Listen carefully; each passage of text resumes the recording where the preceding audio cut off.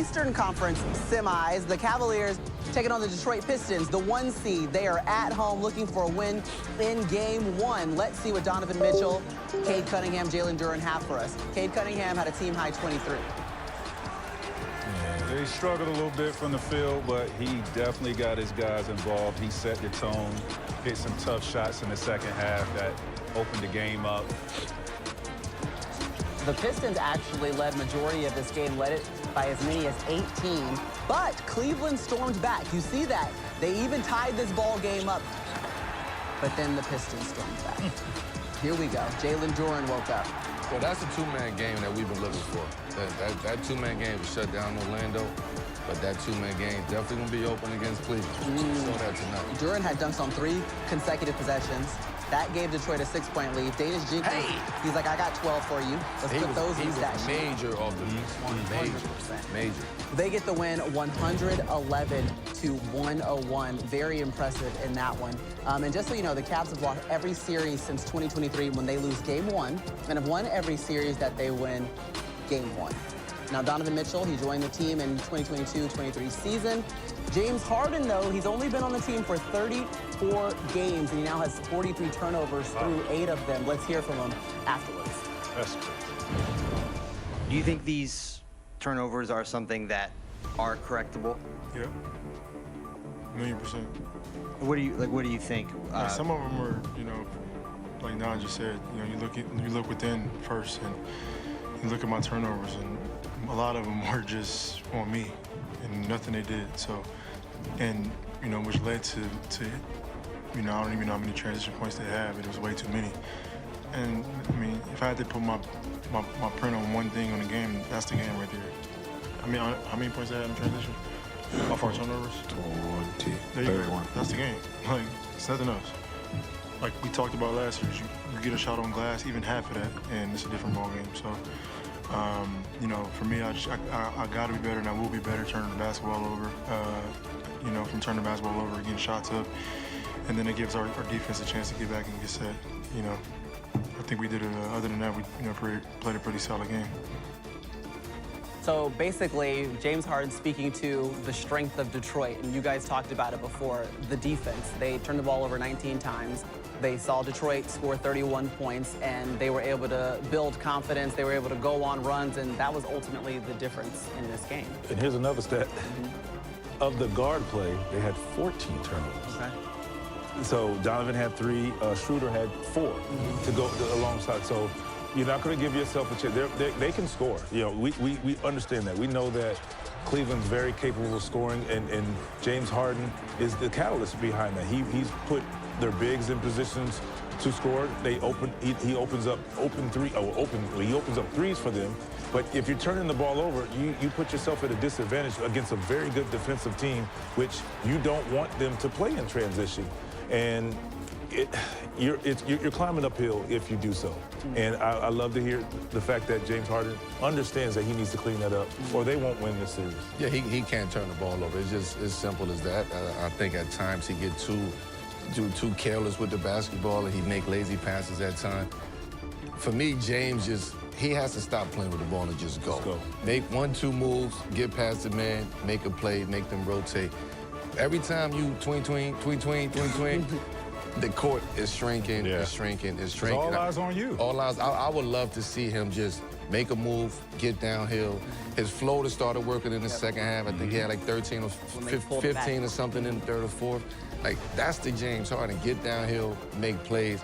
Don't give Detroit an opportunity to sit in the passing lanes and load up. That's where I was going, Mel. With James, it's about just being intentional in what you want to do. I think, you know, being on the perimeter against a great defensive team, and you're playing with the ball, trying to get your rhythm and ISO ball, they don't need that from you, right? Get downhill, put pressure on the defense like you did in the fourth quarter. Use your runner, your floaters, to draw the defense in. Now you get down there and start making your plays, but we don't need you dancing out at the top of the key trying to get your game off. Yeah, especially against a very good defensive team. Because Detroit is not a great offensive team. And when you turning the ball over 19 times, you're giving them extra opportunities to be great. 31 points. Right? And they're not that great. So take care of the ball, and y'all give yourself a chance to win in game 2. Yeah. You played right into their hand. Absolutely. They were waiting for it. Like, that's what we needed from you. Donovan Mitchell, he ended up with 23 points in this one. It's like the first time that he's not had 30 points in a game 1. Do you think that he was maybe deliberate enough or was attacking enough? Did you get what you needed to see from him? No, sometimes you just run into a team that just plays great defense on you. He's a great offensive player, obviously scoring 9 30-point games in game 1. Like, this dude can score the ball. Just run into a team that actually game plan for you and have the personnel to slow you down. And a coach who knows you. And a coach that knows you, very right? well. But also, when you turn the ball over, that takes away the opportunity for him to score. You know, he had 3 turnovers, but James getting 7 turnovers, Donovan doesn't even get a look at a shot. You know, so a lot of things that I think play into him not being able to score 30. You just can't give up. You can't give up 31 points off of turnovers. Right. And on the road. What we talked about, who I said need to play well for them to win this game. DJ. Tobias? No. For Cleveland? No, for Cleveland. Strus, right? Yeah. Strus he came off the bench and gave you 19 points. When you get that type of activity off your bench, that production off your bench, man. But Jarrett Allen gave you 2. Yeah, because he was in foul trouble. He had 3 fouls in like the first quarter. We talked about that no pregame. We said Jalen Duren's coming to this game aggressive, and he put the pressure on those one guys. of them guys. He's in foul trouble. He's foul prone. Yep, and he got him because remember, Jarrett Allen was coming off that 22-point, 19-rebound game that got them over the hump in Game 7 against the Magic. All right, ahead of tonight's Game 1s, we wanted to take a look at the highest scores in NBA Game 1s in NBA playoff history because Donovan Mitchell is among some very, very elite company, okay? Spider Mitch with the second highest Game 1 scoring average, right behind someone y'all might know, MJ. Now, he has scored 30 or more, an NBA record 9 straight Game 1s. That dates back to the 2020 first round Game 1. And by the way, he has a career-high 57 points in that game. 57. Now, Spider, guys, we did talk to him. We talked to him after Game 7. He was very happy about the win. He said he's not riding highs, he's not riding lows, but he knows that he didn't shoot it well, didn't perform the way that he wanted to perform in the first round, hoping to improve that here in the second round. What should change? Was he getting the looks that he wanted? They weren't going down. Like, in your mind, T-Mac, what should the second round look like for him? Well, I think for him, just continue to be aggressive and really trust his work.